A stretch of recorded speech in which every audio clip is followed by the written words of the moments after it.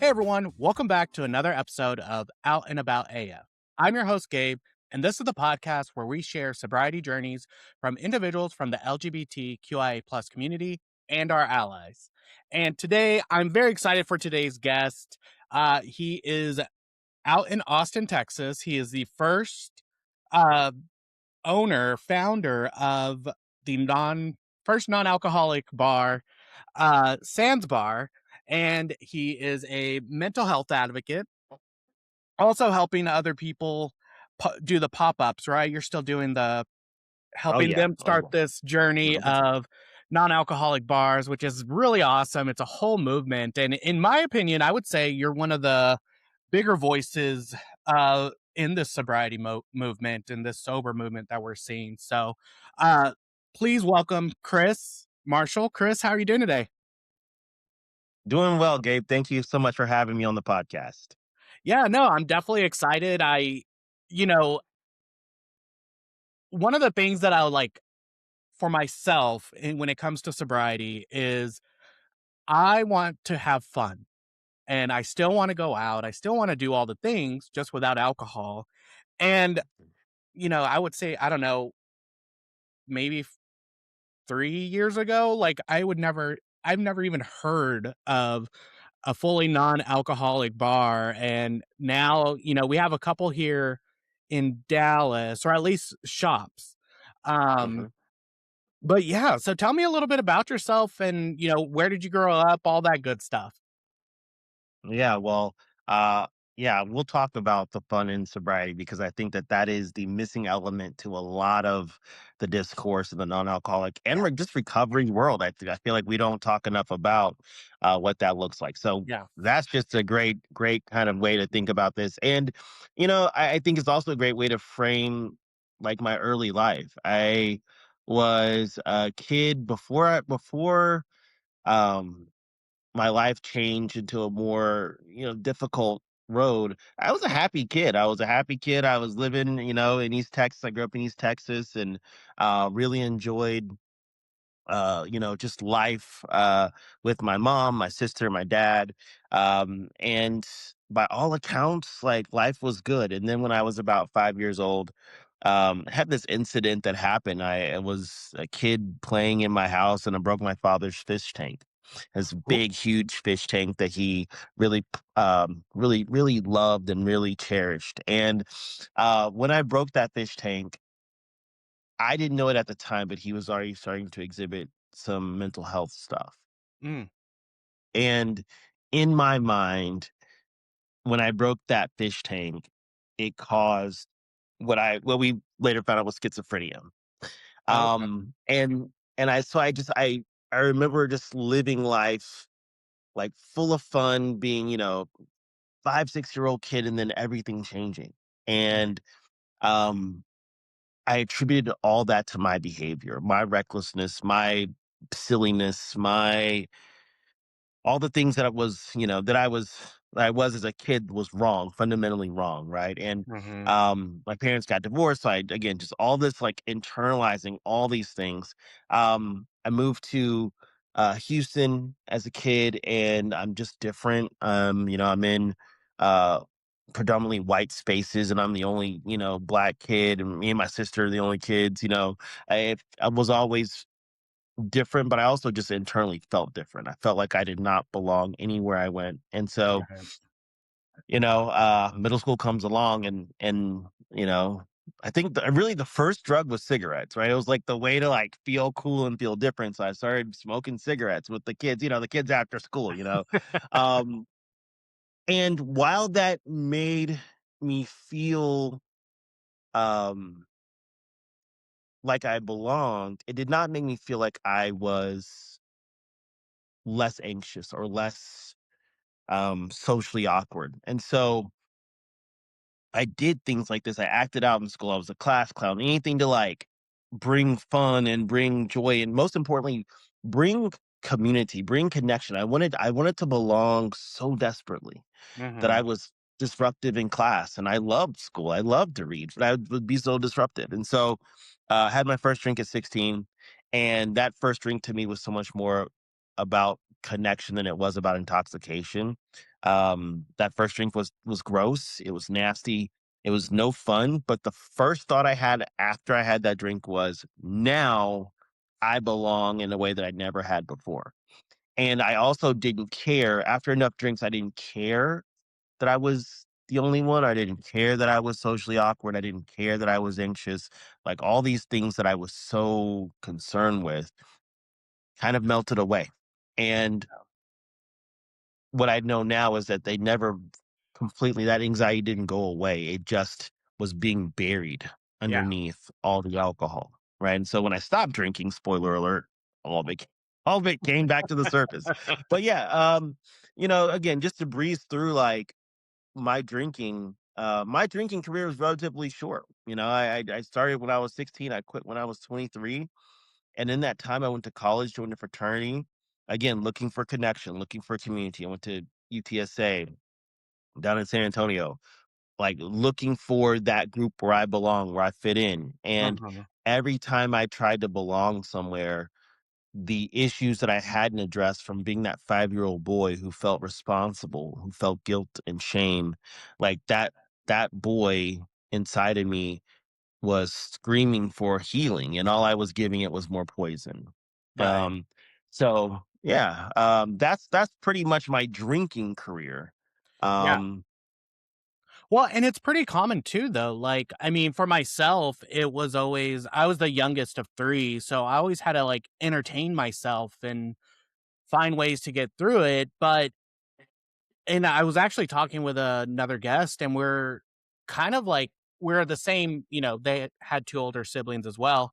And it's like we find our way to like entertain ourselves, but when we're put into like a community and everything, we don't know how to like act or relate or anything like that. right. So it's like you feel like you're on the outside. And, for myself being gay, like growing up gay in West Texas, I'm pretty sure it's Mm. not any different in East Texas. Oh my gosh, But yeah.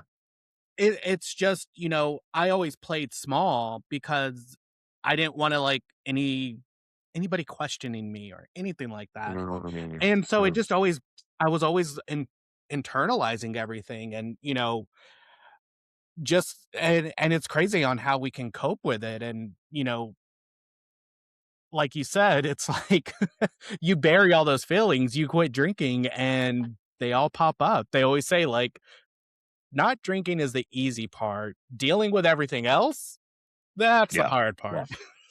That's the hard part. That's the hard part. And you know, when I stopped drinking, I was 23 years old, and so I try not to be too hard on that version of myself because I was just 23. And I think that Yeah.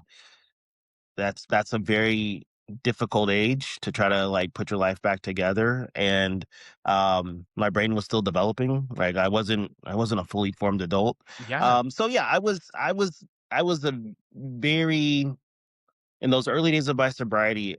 I think I'm going to back up a bit and talk about why I stopped. I think that's important before I talk about early sobriety. um I stopped because everything that I drank for, which was like connection and having fun and going out with friends, um, all of that disappeared, right? Right. Because of my drinking, I became the person that no one wanted to hang out with. I became the person that like my friends would go down to Mexico for the spring break holiday and I wouldn't even get an invite, right? The thing that I was drinking for, connection, belonging, release of social anxiety, all of that was gone. And Right. that made the decision to stop drinking a lot easier when I realized the thing that I was drinking for was gone. Yeah.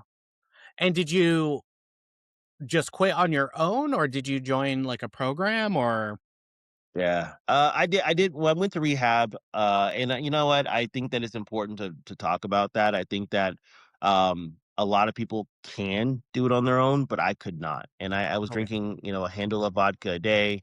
I was already having kind of elevated liver enzymes at 22. Like, I was really in a bad place, Yeah. and I'm really glad that I sought medical attention and got a safe medical detox because I feel like I could not have done this on my own. I needed Yeah. residential treatment. So, went to rehab for, like, the 3rd time, and Yeah, what got it to stick for me was someone basically saying to me, like, "Do you feel a part of anything?" And the answer was no. I did not feel like I belonged to my family, my friends.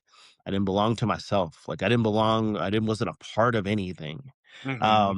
And that question helped me to feel hope. Like, okay, if I don't feel hope, if I don't feel connected, if I don't feel loved, if I don't feel anything, maybe there's a life in which I do feel connection. I do feel love. And so Yeah. um I did 12-step recovery for the first, I don't know, decade of my sobriety. And that was really important. I in those early days of my sobriety, being so young, still wanting to be social, being like everyone else. I was single. I moved to Austin when I was about 18 months sober. But yeah, I mean, I wanted to live a full life. And the people in my recovery community were the first society that kind of taught me how to like live and have fun without drinking. Yeah. Um, it made a huge difference.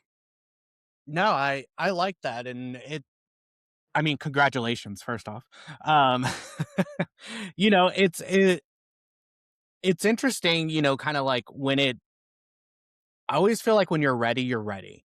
Like, it's just and it almost I don't wanna say it makes it easier, but it makes that decision a little easier just to be like, "I do not need this," and then once we start getting those tools and that guidance almost, the blueprint of, like, kinda how to live a sober life, it's almost like, we hear it all the time, like, "I wish I would have done this sooner," but Mhm.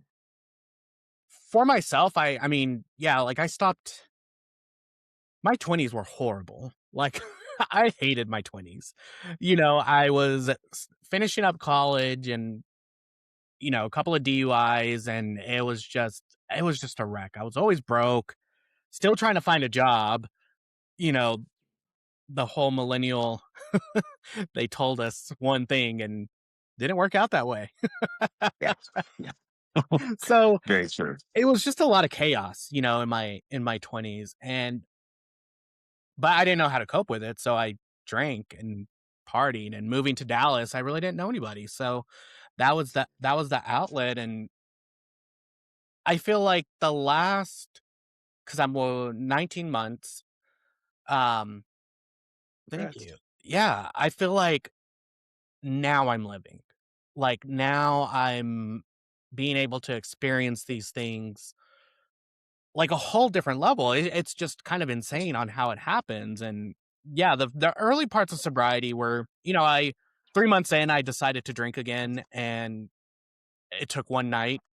I was like, no, Yeah. this is not for Mhm. me.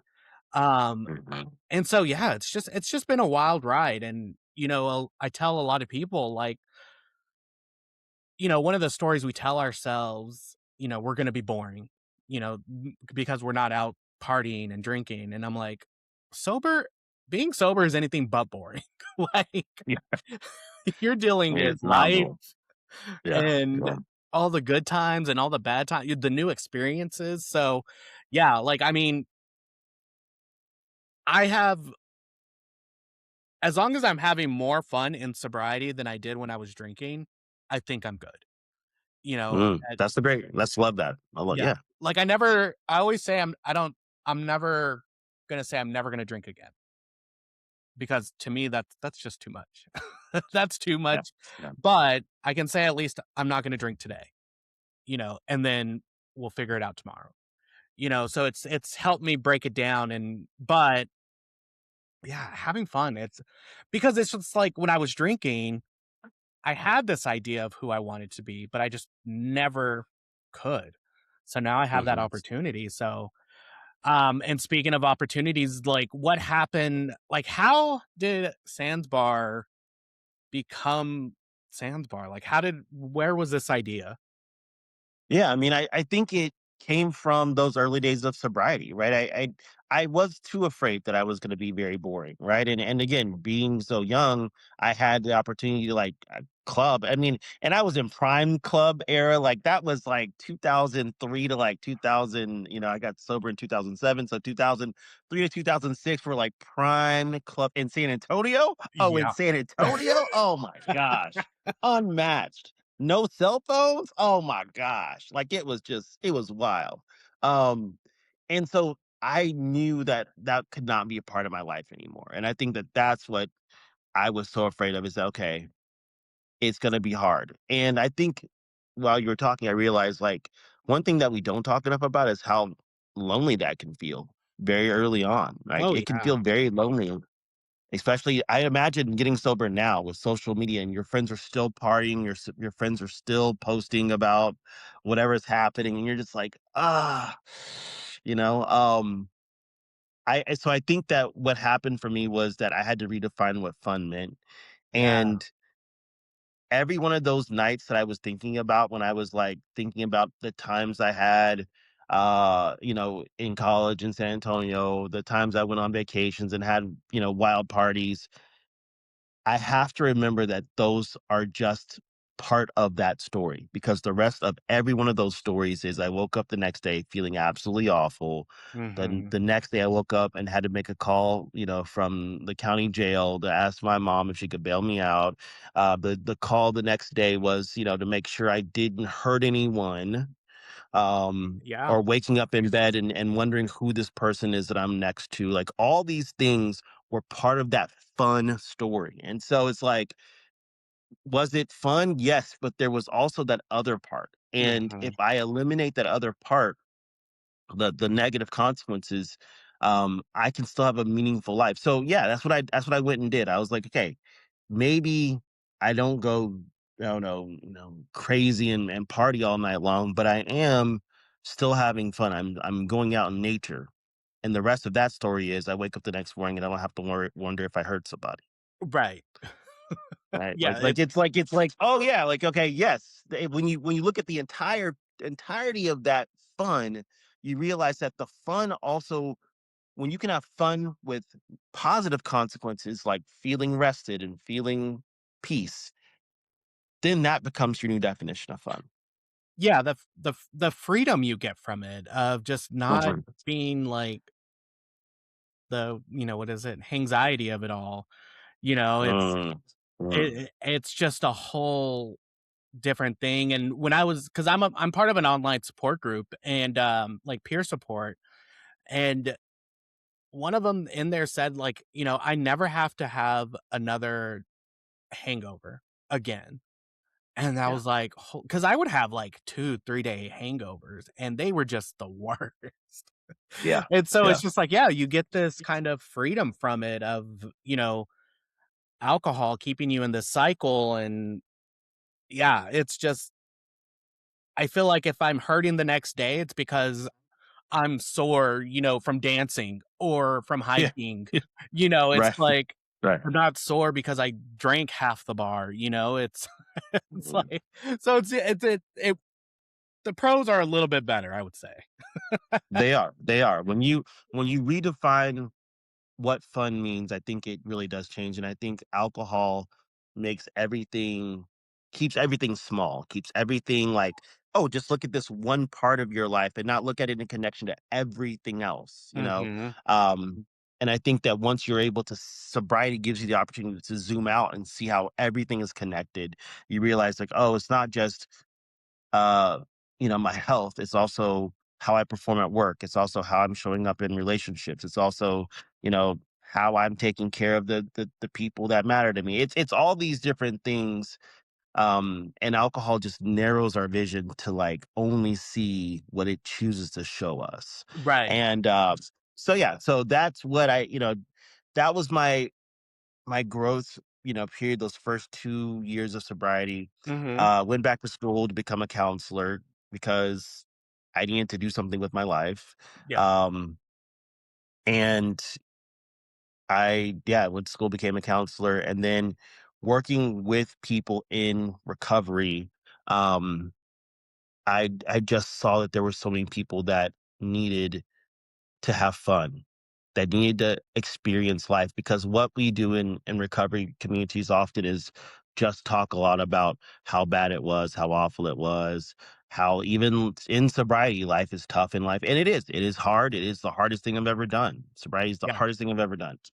Um, but there's no place to practice fun. And most importantly, there's no place in this planet, on this planet, that is designed to help you work through your triggers. Yeah.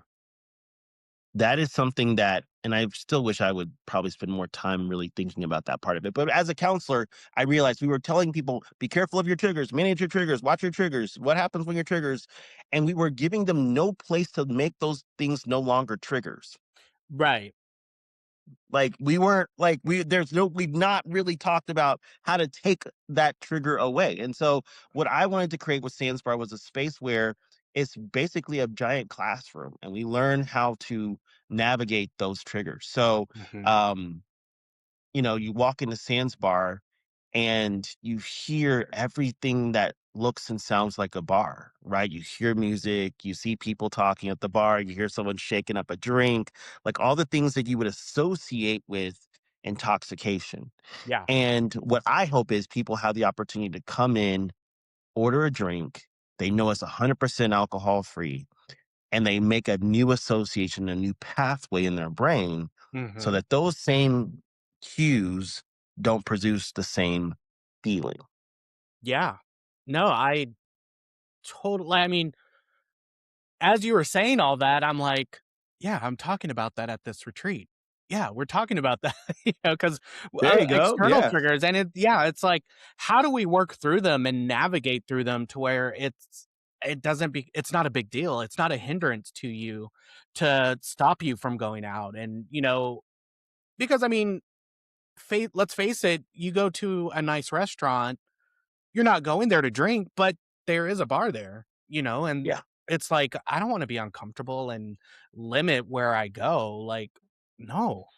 And so it's just Mhm. like, how do we navigate through these? And it's, yeah, like, building these new pathways, like, that I think that's, yeah, it's like what is it called? The road less traveled, that's kinda how I equate it when I talk to people of like, this one is very nice, pathway is clear. But what about this one? Let's focus on this one. Yes. Let's clear this one out and let's see what we can Mm. experience from there. And I think, yeah, for myself, like I do go out to the bar still, the gay community, that's just kind of where we go, right? That's the safe Yeah. space. That's our, Yeah. you know, and I used to be a bartender. So it's like I've been in those areas where I don't need to have alcohol. I drank one time bartending and it messed with my money, and so at that point, Yeah. I never drank while I bartended, so, like, I can g I'm fortunate enough, I can go into those places and not be triggered, but I know a lot of people who can't go in those Mhm. spaces, and it's just like, yeah, like, if we're sitting there and we eliminate those pressures and just take everything off the table, what a different experience it is. Yeah. It I think really that's is just a amazing. different experience. Yeah, it's a different experience. I think that um yeah, that's what I really hope to accomplish is, yeah, you can't because you're not, nor should you want to eliminate. Because I mean, I think alcohol is awful, but I also know that it's not going away anytime soon. Right. I'm doing my best to I'm doing my best to make it go away, but it's not going to happen overnight. Um, and yeah, I just really believe like people need to have an opportunity to practice how to, and be in those settings. In a therapeutic, way, we call that exposure therapy, right? Yeah. When you have a phobia or, negative reaction to something, you slowly expose yourself to it over time, and it helps you to feel more comfortable around it. Mhm. And I think that is helpful. I think it obviously is you know, something that takes time and really takes community to do. Yeah. I think that if and everyone's different, like you said. Some people have no problem with it. I really struggled for the first couple years of my sobriety. I remember meeting some of my fraternity brothers on 6th Street. just they were like, "Hey, let's hang out," and they were I was several years sober, but and they were very mindful of like, "Hey, I know you're sober," but it was just really overwhelming to me to be in a space with the same people that I used to get very, very drunk with and be Right. sober. It was a lot. Now obviously it's not that big of a deal.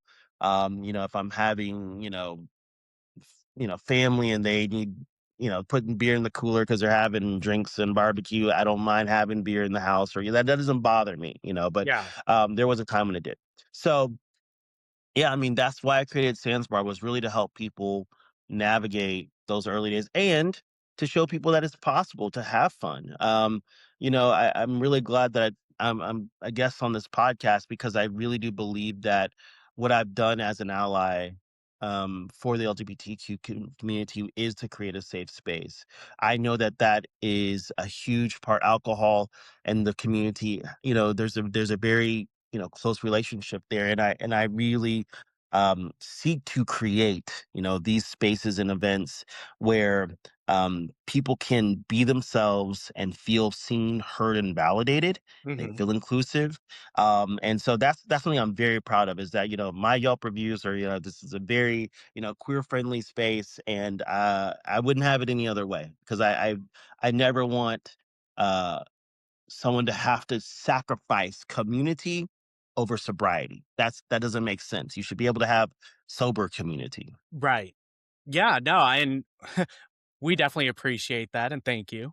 Um, but yeah, no, I totally get it because, like, I talk to a lot of people online, and they're typically the only person in their friend group who doesn't drink. And Mhm, it's interesting because 'cause I'm like, so they're always the outsider no matter where they go. And so right. that kinda gave me the idea here, like, when I was starting out about AF, I was going to my online meetings, but I was like, I need that human interaction, that in-person Yeah. interaction, and it's just like, how do I get there? Because I was that same person where I'm the only one in my friends group who doesn't drink.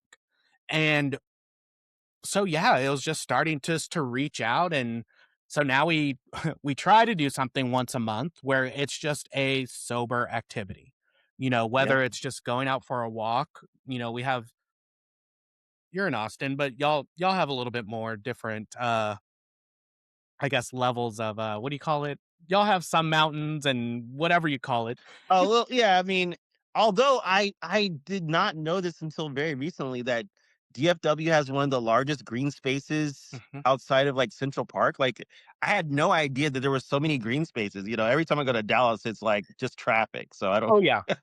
Yeah, yeah, I discovered, Cedar Ridge. Right. That one's pretty intense, but no, it's a lot of fun though, like, and when I first started going there, like, for myself, like, I was like, "Okay, let's get there, like, at 8 o'clock. That's early enough, we'll get there," but we get there, and it is packed already, like, people are there, like, at Really? 6 o'clock in the morning to get through it, and I'm like, "No, I'm not a morning No. person, so we're already pushing it at 8." Yeah. So, no, but, like, there's so much to do outside of going to the bars, and that's kind of, like, what motivated me to start this because, like you said, like, I wanna be around sober people and just have those because the conversations are better, like, just everything Mhm. overall is just heightened, and Yeah. even in my group, I have people that they still drink, but that's what they crave. They crave to go out and do an activity where alcohol is not the the main thing, and Mhm. it's so that's kind of like what kinda keeps me going because a lot of those are still my friends that I've known when I was drinking. So just to Mhm. kinda create those friendships, but take them to another level is just so much more meaningful, and so, yeah, so so you have Sandsbar Academy, is that like okay, so Yes. explain what that part is. Yeah, so created Sands bar space that is about, all the bar without the alcohol. really just believed in like that as a method and an avenue for people to learn how to connect in community and do all the things that we just talked about and have great drinks. That's the other thing Yeah. too is like really being creative around, what we're serving and making sure that it's interesting and elevating and all those wonderful things. Mhm. Um, Sandsbar Academy was a response to COVID. COVID. I was touring the country. I was helping people open up their own non-alcoholic bars and bottle shops, and then COVID hit. So, started this 10-week course to help people create their own businesses in the sobriety space. So that's kind Mhm. of like communities and non-alcoholic bottle shops, bars, all the different ways in which people can create, a small business for themselves and be sober. And then, yeah, we just talk about all these different things. We talk a little bit about, mocktails. We talk a little bit about business models at work. We talk a lot about all these different things. And yeah, I found that being a sober entrepreneur is its own. I mean, I'm actually probably need to create a podcast around that because I think that it is something that is a great overlap, right? Like, because being sober is one thing, being an entrepreneur is another thing, but to be a sober entrepreneur, Yeah. completely different. Um, and you have to put your own oxygen mask on and Uh, really manage yourself and your recovery. yeah. So, yeah, that's what it is. It's a 10-week course that I created, and from that we created, these awards. This is the fourth year of the award show. Again, just to create this monument and really capture what is happening. I think that the history of this movement needs to be remembered because it is changing the world actively. Like we are actively changing society, culture, and the world at large. Yeah. No, I think that's amazing, and yeah, we're seeing it happen, alcohol sales are down. Uh, every alcohol brand is coming out with their non-alcoholic, to try to keep up, and it is kinda crazy, like, because for myself, like, I didn't really my drink of choice was, like, vodka soda. So going out, like, just having club soda and lemon, I'm fine Right. with it. But Yeah. Yeah. when you take away the alcohol, having your third club soda, it kinda I'm like, "How did I drink, like, 10 of these in one night?" Right. Like, Right. it just doesn't hit the Yeah. same. So the fact that there are all these options coming up and, I'm a big fan of athletic brewing um, and I asked the bars here, like, "Hey, can we get this? Can y'all order this?" And they said, "Yeah." And so and I always say it's a funny story of, I went in there and, I asked for my drink and they're like, "Hey, we actually sold out." And first instinct, I was pissed because I'm like, "Well, that's my drink. Who's taking my drink?" But then I was like, "But there's someone else that's not drinking." Hmm. There's Hmm. so it's Hmm. like I'm not the only one. So it kinda just reassured or, kinda like justified like my sobriety in that moment Yeah. of being able Yeah. to be like, "Okay, I'm not the only one at the bar not drinking." So it just kinda made it a Hmm. little bit more comfortable, but I was still upset because I think I had to get like an O'Doul's or something. Oh no. Oh no. Yeah. It's like, but it's cool that you can have that experience. The fact that you even had the expectation that it would be there and it's no longer and it wasn't Yeah, there that time, and you had all those thoughts, like that is what I think bars were meant to be. They were meant to be this place where your social needs were met, but also you had favorites. You build, a relationship with beverage. I think it's such an important part of the equation, which is why I was so insistent on calling Sands Bar a bar, because I yeah, feel like bar culture is so important, right? It's very, very, very integral to like how we see ourselves as adults in the way that we socialize. yeah, and well, you hear it all the time too with people, that's where the room where it happens, it's the Yeah, yeah.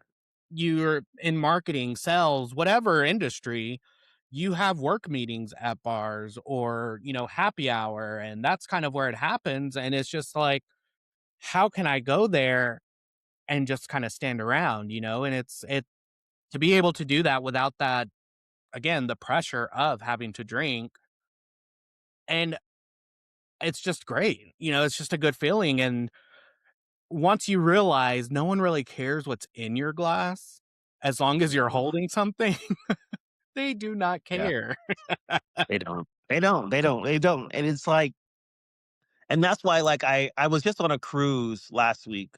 A guy got the family, got the kids with me, and, I was with my son. We were like, on the, like, kinda deck where they have all the sports, going on. Yeah, I yeah. saw someone with a non-alcoholic beer, and I'm like, "What? Let me." I didn't even want a non-alcoholic beer, but because I saw someone have one, I was like, "Let me go get one of these." It was a Blue Moon, which I never had an alcoholic Blue Moon. So I don't even know if it tastes like the real thing, but I like it. It's And it's pretty close to it, I will say. is it? It That's what is a little everyone says, that freaky it's pretty how close. close. And you know what? And that's the other thing that I think is probably good to talk about here is, like, not everything is for everyone. And sometimes Exactly. people are like, I can't do mocktails and I can't do non-alcoholic beers. And you know what? I am I totally understand. Yeah. Um, I totally, totally understand that. And full disclosure, I was 10 years sober before I even thought about a non-alcoholic beer. Interesting. I I really, mostly because it was just O'Doul's before then. Like, it Okay, was facts. I got sober at a different time, right? Like, there wasn't that many. I was like, "Oh, I'm not risking it for O'Doul's. Like, I'm so sorry. Like, I'm good with water." Yeah, like, I'm not, you know. I'm okay. But yeah, like, non-alcoholic wine, I didn't drink. Like, I was just really weary of it. And then when I did, I made sure it was 0.0 because I was afraid of that small trace amount of alcohol. And Mhm. now, I drink, most non-alcoholic beers, but the only one that I just cannot drink is the Corona. Um, it Um, is too close, too and close to it home, put yeah. me in a I had one sip, and I felt very, very weird. I felt very triggered. I felt very activated by it, and I just like, "Oh, this put me in a very, very bad headspace." I had too many too many Coronas, I guess. Yeah. No, I I think again, I'm like, yeah, I'm fortunate, like, I did just give me vodka. Like, I was just a straight vodka person, and, like, if I did drink beer, it was, like, Coors Light, or Yeah, if I felt fancy, it was a Dos Equis. Like, my yeah. beer palate, I guess I would say, was not that sophisticated. So, like, all the IPAs and all that stuff, like, I just never drank it, and so now but again, like, I'll have, 2, and then if I'm on my 3rd one, I'm sipping it because then again, I'm like, "I'm full." I'm like, Yeah, "How did I do this?" Like, I right. remember one time I threw up, sorry, TMI, but, because I No. drank so much, it was, like, very Oh, early on, like, I was drinking like I used to, and I was like, mhm. "Holy crap," like, that was gross, like, because I had, like, 4 or 5 NA beers and then some club soda after, and I was like, "No." So it's learning, and I'm like, "Alright, I know my limits." Oddly enough, I learned them Who knew now, who knew right? you could who knew you could throw up and still be sober?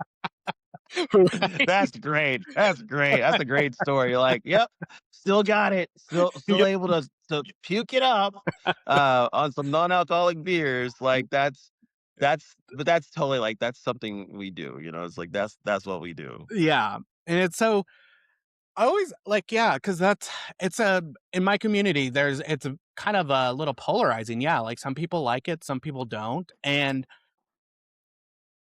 sometimes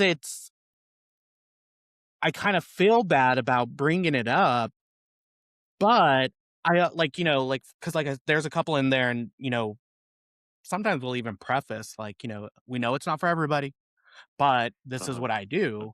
But then you hear people that they do drink a beer because it gives them they like the taste and they like you know, it's almost ritualistic of it all, Uh-huh. Yeah. and so that has helped them not drink. So it's like, I understand where you're coming from in terms of, it's not right for you, but you never know who it might be right for and who it might Well, prevent them. So it's like, I'm okay with like a pretty drink that's just, some juices and, fresh juice. I'm not a sweets kind of person, but when it comes to drinks, I don't like the sweet drinks. But Yeah, I think there's something for everyone. But Yeah. that's a great thing though. That's the, that there is something for everyone. Yeah. Um, So that's yeah, no, I like that. So, what are you doing, I guess now, like we're still doing all this. Where do you see this kind of movement going? Like just in terms of it growing and, you know, yeah. Yeah, it's a good question. I think that what is already happening is that most people that consume non-alcoholic beverages aren't sober.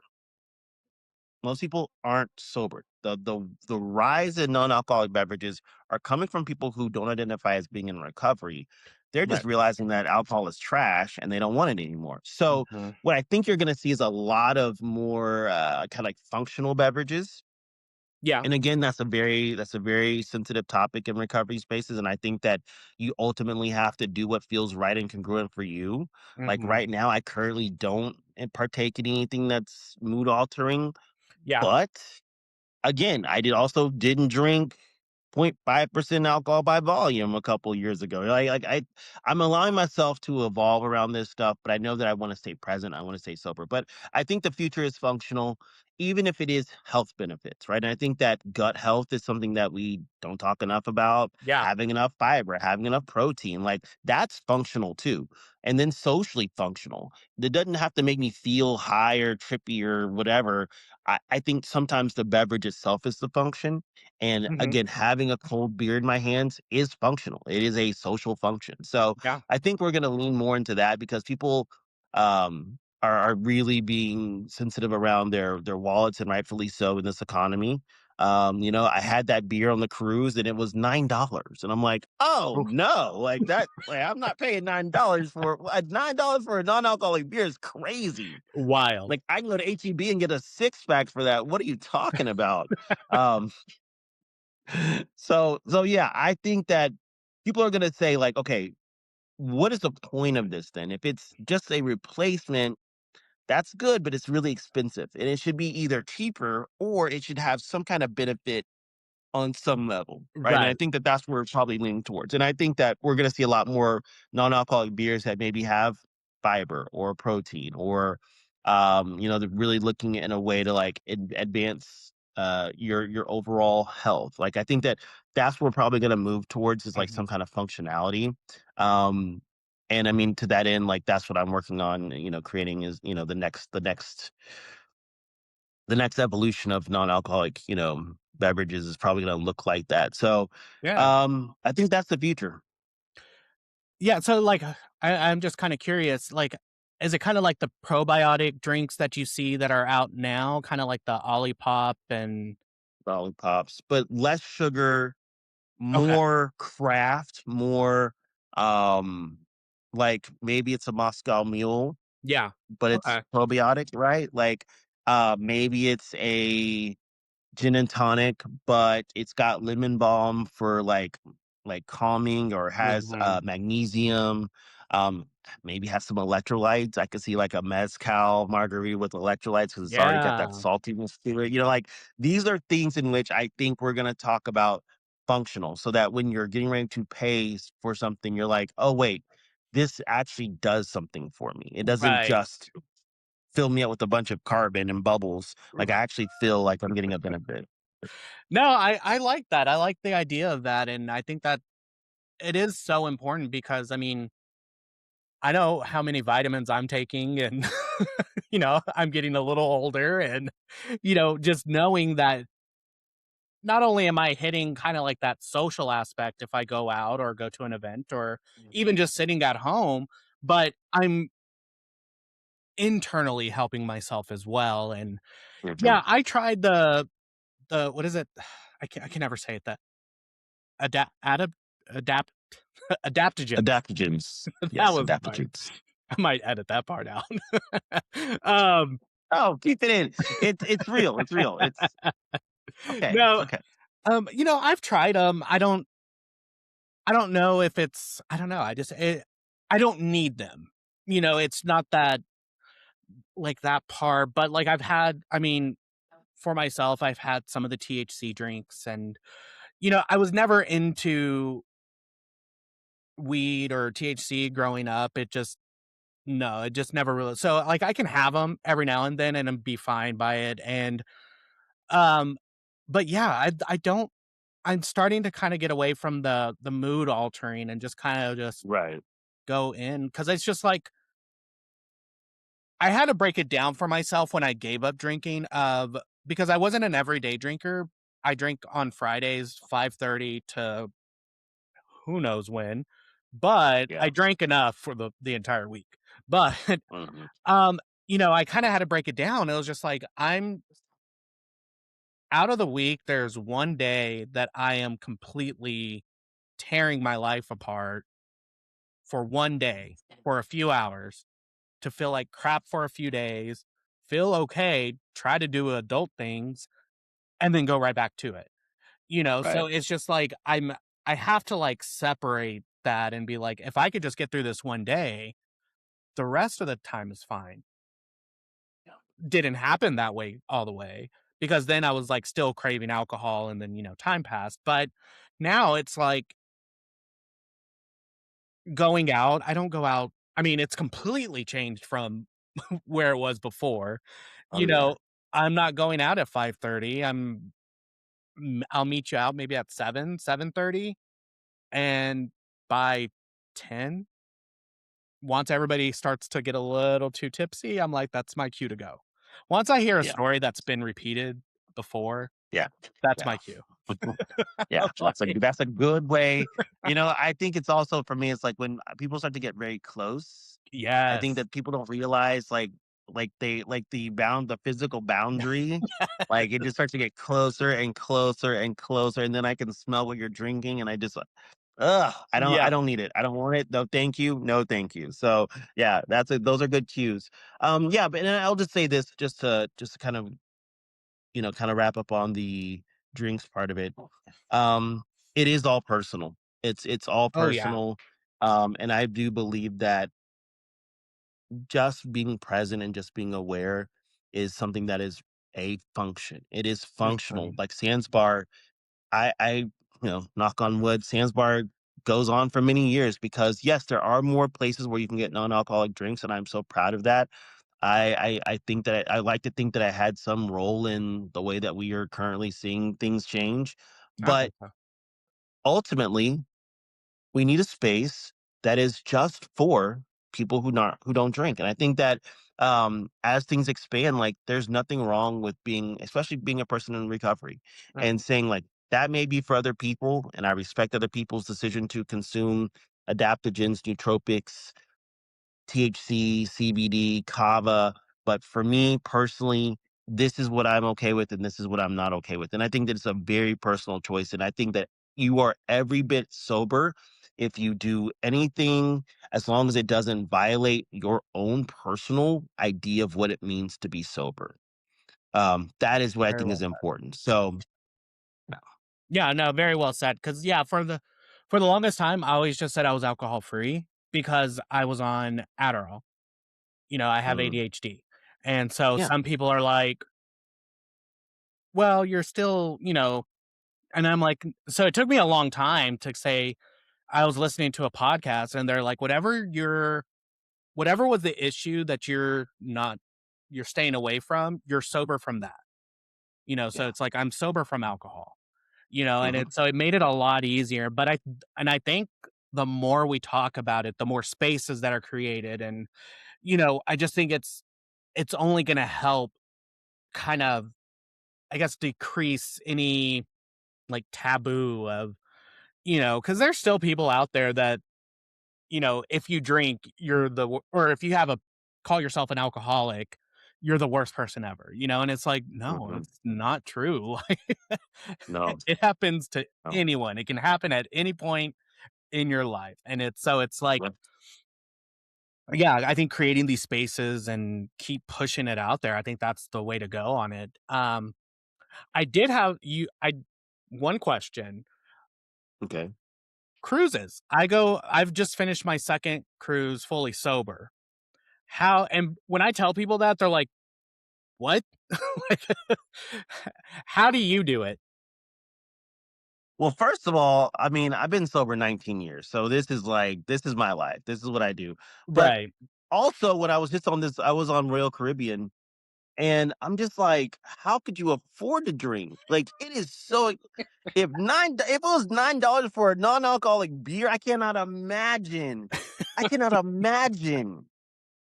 That is wild. And you know what? I didn't see a lot of people really, really drunk. Like, Yeah. um, when I went on my first like carnival cruise, this was like pre-COVID. Yes, people were like Oh, yeah. messed up, sloppy, like, and that was difficult.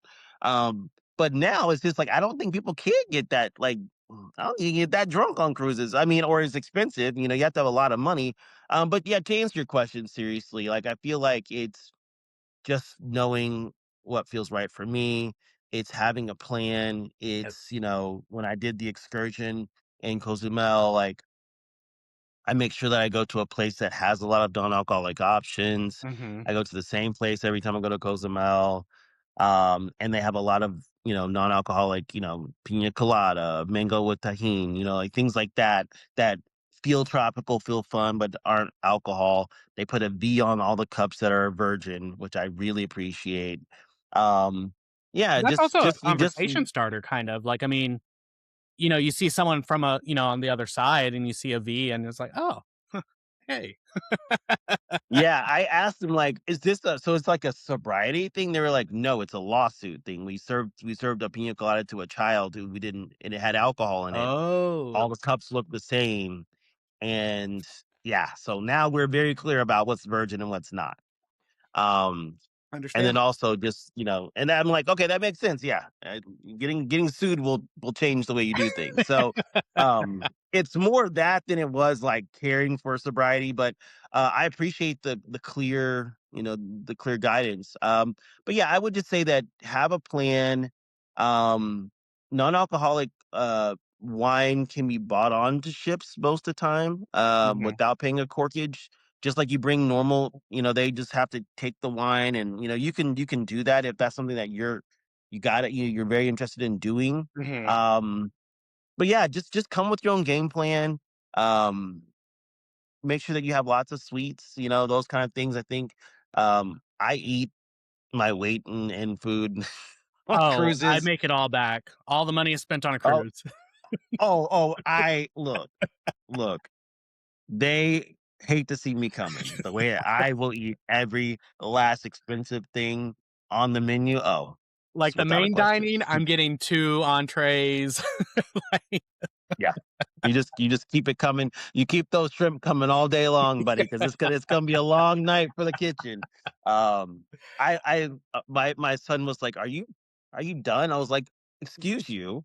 I'm not I need at least another half pound of shrimp. Like, you just need to just keep them coming." So, yeah, I don't drink, but I eat my way through a cruise. Oh my as you should, gosh, though, yes, as you should. yes. Yeah, I mean, the first cruise I went on, it was the first day was overwhelming because it's, like, the excitement of getting on the cruise, and Right. ours that first one was my first sober cruise, but it was also my first gay cruise, and so it's just Mm. like and I didn't take my medication that morning, so my ADHD Ooh, was just all crazy, yeah, and yeah. so I found a spot somewhere on the ship away from everybody. I just kinda like, "Okay, let me get my stuff together," but then after that, I was like, just having so much fun, like, d I was actually able to go do, like, the morning classes and all the things that a cruise provides, Mm. and Yeah. so it's just like, I was having so much fun that alcohol didn't even I mean, it popped up every now and then, but it wasn't like Sure. as soon as it popped up, it went away, it was just one of That's great. those things, and I went on again this few months ago, a couple of months ago, yeah, and same thing, it was just a lot of fun, and I didn't even think about drinking or the little doubts, like, will I drink? Maybe up until, like, a week before, couple of weeks before, Mm. because I was just so excited about just going again and Yes. experiencing this whole thing, and it's yeah, so and I actually became a travel advisor from my first cruise, second cruise sober. And so, yeah, my goal is to like start chartering. Like that's the future plan is start to charter sober cruises. Um, Yes. and so, yeah, like, but, and it's just crazy how we're able to create these things without alcohol. Yeah, Like, yeah. I mean, that's a cool concept. I never really heard anyone do that. I know that there's oh my gosh, can't think of her name, but this lady, she does sober 420. mhm, Like it's April 20th is like sober day, and they're doing a cruise from Seattle to Vancouver, just like a day long cruise. And yeah, I think that I love cruises. I think that same. it's something that's lots of fun. I personally would love a sober cruise because I mean, yeah, I mean the alcohol just doesn't factor in that much to me. Um, Mhm. so it would be great without it. And yeah, the only thing I don't like about cruises is other people. Like it's like if there's a whole bunch of people, it's like, oh well, this is kind of fun, but it'd be a lot better if there was like less people. Yeah, we for my honeymoon, me and my husband, we went on, a cruise for our honeymoon, and I did drink Okay. on that one, um, Mhm. but it was, with Celebrity, and that was my first cruise ever, and I shouldn't have gone on Celebrity because now it's because like, Celebrity was really nice, and now I'm like, I kind of that's the bar. That's where the bar was set, right? Yeah. Okay. Okay. I got you. And Got so you. it's It's at like the bar. Okay. yeah, it set it pretty high, and so, like, everything else, I'm Okay. like, "Well, it's not Celebrity," but no, it's interesting, yeah, going on a cruise and, there are some out there, but it's like, yeah, very short, but I'm like, I want, like, a 8-day cruise, and again, having community there, having your group there, Yeah. it just makes a difference. It makes a difference, That and must be amazing. I never thought of that, but yeah, that must be amazing. Just how like, yes, cruising is fun. Yes, the cruise itself is great, but it's also the way that you probably just you get to strike up conversation and you get to really talk to people. And I would imagine a sober cruise. I did a sober trip. I did two sober trips, one to Kenya and one to Morocco. oh, wow. Kind of led and organized them. And I tell people all the time, if you could ever go to Kenya, go to Kenya, please. It is the most amazing place in the world. It's the paradise I think everyone is looking for. Yeah. Um, and that cruise was great, or that trip was great because everyone was sober, and not every conversation was about sobriety. Like it wasn't like a meeting constantly, but Right. there were times when we would talk about it. It was great to have. So yeah, Yeah, just a check-in, like, "How's everybody doing? yeah, We're good? yeah. Alright.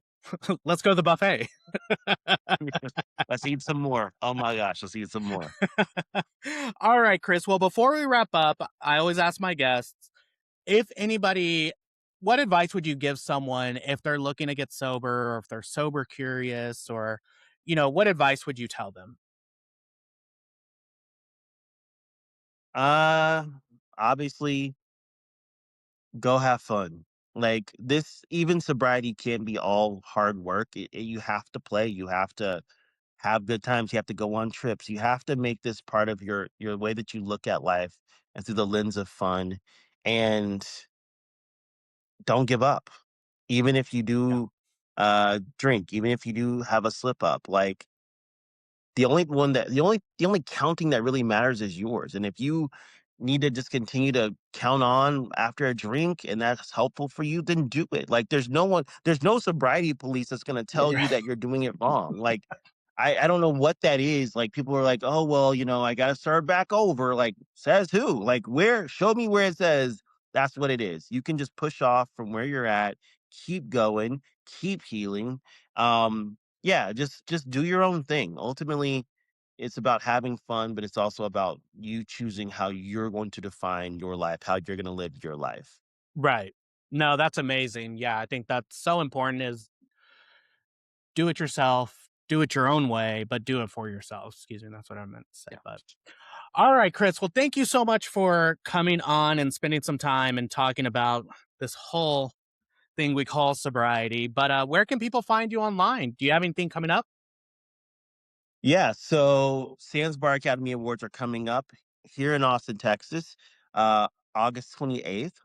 It's a great way to like if you're saying like I want to plug into this and learn more about the community. We're making a whole weekend of it. And we should probably talk, Gabe. I would love to do an LGBTQ like meetup or breakout or Yeah, something. I would love to do that. So let's talk about maybe August, totally us up for meeting that. getting other yeah, so Sandsbar Academy Awards is coming up.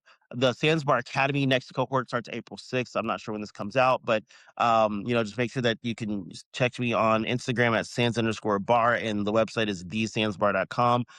You could also just message me and DM me there. I am so open to just having conversations, answering questions, whatever anyone needs about business, sobriety, or just being a human. Like I am totally open for conversation and connection. Yeah, no, that's awesome. And yes, definitely let's talk about doing something that'd be really, really fun. And make sure to follow him. Check out his lives. They're always pretty good. Um, I think the first one I saw you were announcing something or but you're like hesitant or something. And it was just the way you were talking about it. I was like, yeah, I feel like that too. Unlike again, being a sober entrepreneur, that's just a whole other level. So Yeah, you just gotta just jump in and just do it. Just just gotta do just it. gotta press play. Yeah. All right, Chris. Well, thank you again so much for being here. And thank you, everyone, for joining. Don't forget to leave us a review, subscribe. It definitely does help. But most of all, make sure you take care of yourselves, and we'll catch you on the next one. Thank you. Thank you so much for listening. If you connected with this episode, feel free to comment and leave us a review. You can find me on Instagram at OutandAboutAF. Take care of yourself, and we'll catch you on the next episode.